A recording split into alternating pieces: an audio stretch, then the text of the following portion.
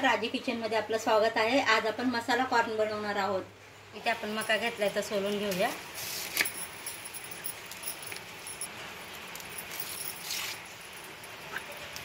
सोलून झाले, काढून घेऊया। मका सोलून झाला। इथे कढईमध्ये आपण पाणी घेऊया।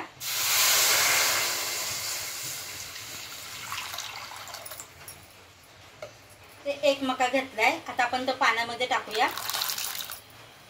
एक चमचा मीठ टाकणार आहे। आता हा मका आपण 5 मिनिटांसाठी शिजत ठेवणार आहोत। 5 मिनिटं झालेत, कलर पण चेंज झालाय। आता आपण हे सर्व काढून घेऊया।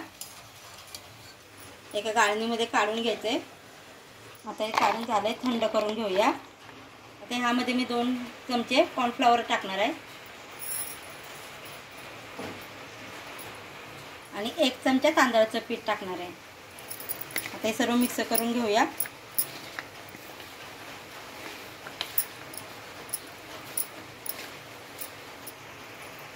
यामध्ये 1 चमचा थोडं पाणी टाकणार आहे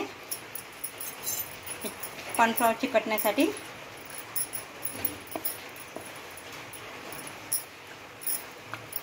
गरम झाले, जास्त कडकडीत तेल गरम करायचं नाही, नाहीतर मके फुटतात आणि तळताना जरा काळजी घ्यायची, मके फुटण्याची शक्यता असते।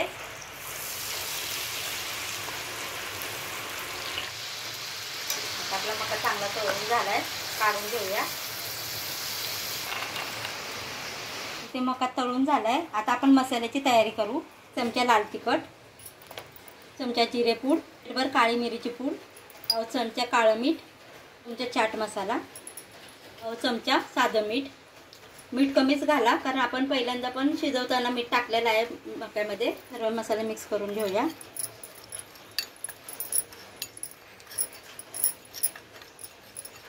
हे सर्व मसाले मिक्स करून घेऊया।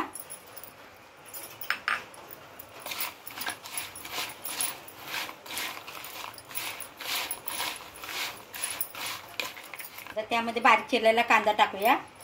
अर्धा लिंबाचा रस पिळून घेऊया। मध्ये बारीक चिरलेली कोथिंबीर। आता हे सर्व मिक्स करून घेऊया।